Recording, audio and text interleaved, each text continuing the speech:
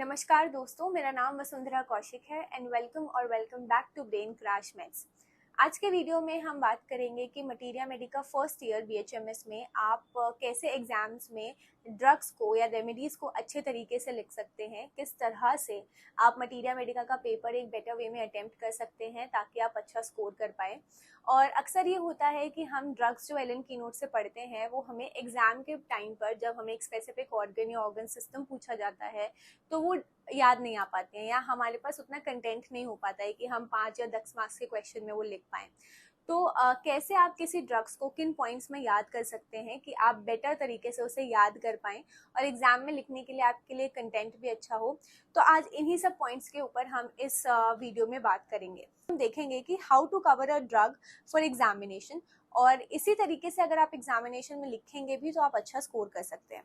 तो सबसे पहले यहाँ पर मैंने डिस्कस किया है कि आपको कौन सी बुक्स जो हैं वो रेफ़र करनी चाहिए।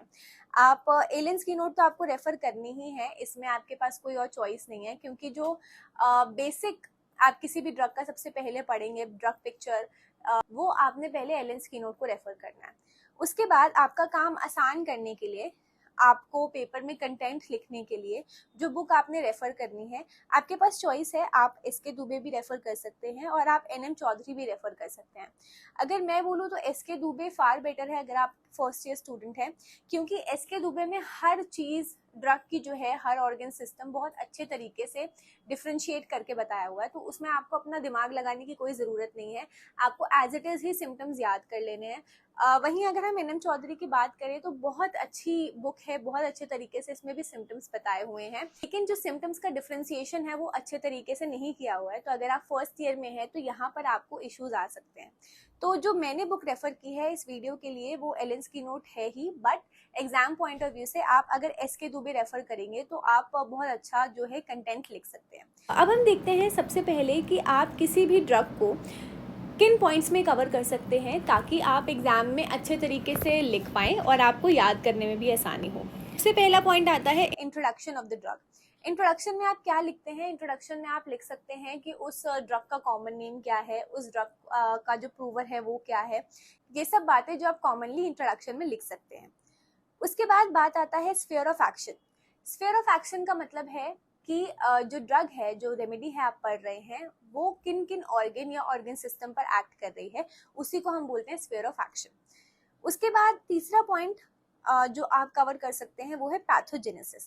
पैथोजेनेसिस का मतलब है कि जो ड्रग है वो किस तरह से फंक्शन कर रही है, किस तरह से बॉडी में एक्ट कर रही है, उसको हम पैथोजेनेसिस बोलते हैं। तो वही जब ड्रग की बात आती है तो यहाँ पर आपको ड्रग की स्पेसिफिकली पैथोजेनेसिस पता होनी चाहिए।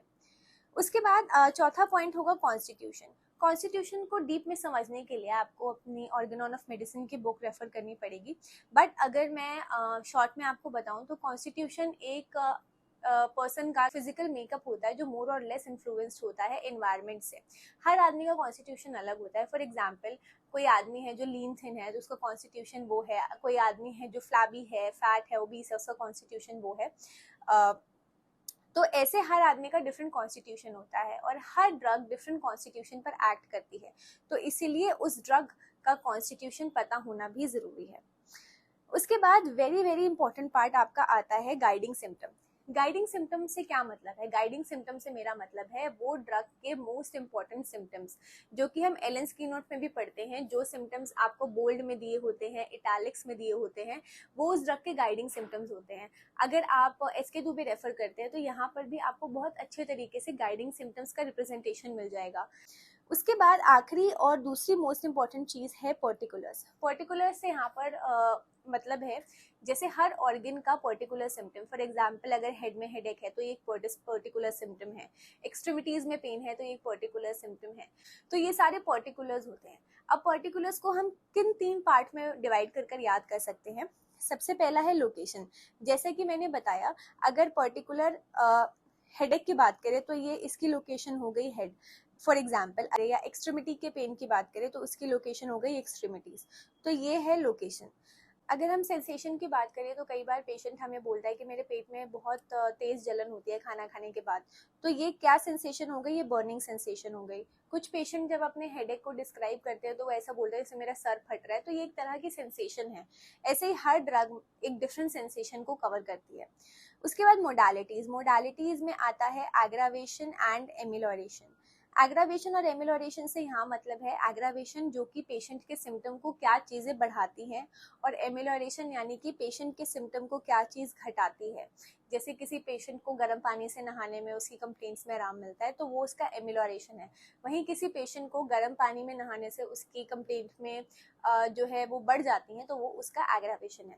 तो ये हमारी मोडालिटीज़ है। तो अगर आप अपनी ड्रग को इन पॉइंट्स में कवर करते हैं और सेम इन्हीं 6 पॉइंट्स में एग्जाम में लिख के आते हैं तो आप बहुत अच्छा स्कोर कर सकते हैं। अब यहाँ पर मैंने जैसा कि बताया कि मैं एस के दुबे का एग्जाम्पल ले रही हूँ, तो वहीं पर मैंने एस के दुबे में जो एग्जाम्पल लिया है वो है नाट्रोम्यूर। नाट्रोम्यूर एक पॉलीक्रेस्ट रेमेडी है, बहुत बड़ी रेमेडी है, तो इसका ड्रग पिक्चर भी आपका एग्जाम में आता है।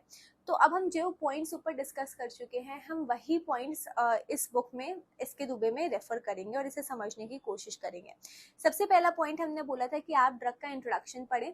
इंट्रोडक्शन में क्या आ सकता है कि वो ड्रग किस चीज़ से प्रिपेयर की जाती है। अगर हम नाट्रोम्यूर की बात करें तो कॉमन सॉल्ट से प्रिपेयर हो रही है। भी आ सकता है इंट्रोडक्शन में कि उसका प्रूवर क्या है या फिर उसका कॉमन नेम क्या है। उसके बाद हमने जो दूसरा पॉइंट डिस्कस किया था वो था स्फीयर ऑफ एक्शन। तो जब हम यहाँ पर स्फीयर ऑफ एक्शन देखते हैं तो यहाँ पर स्फीयर ऑफ एक्शन लिखा हुआ है कि जो नाट्रोम्यूर है वो skin, blood, lymphatic system in सब पर एक्ट करती है। तो ये नाट्रोम्यूर का स्फीयर ऑफ एक्शन है। उसके बाद हमने बात की थी कि पैथोजेनेसिस का मतलब हमने डिस्कस कर चुके हैं। तो पैथोजेनेसिस किस तरह से नाट्रोम्यूर किसी भी बॉडी पर किसी भी ऑर्गेनिज्म में फंक्शन करती है, तो ये पैथोजेनेसिस है। उसके बाद हम बात कर चुके हैं कॉन्स्टिट्यूशन की। तो कॉन्स्टिट्यूशन भी इसके दुबे में बहुत अच्छे तरीके से दिया हुआ है। आप कॉन्स्टिट्यूशन भी पढ़ सकते हैं कि नाट्रोम्यूर उन पेशेंट्स को दी जाए जो कि इमैसिएटेड है, लीन थिन पेशेंट है, वीक पेशेंट है, ठीक है। तो ये उस पेशेंट का कॉन्स्टिट्यूशन हो गया।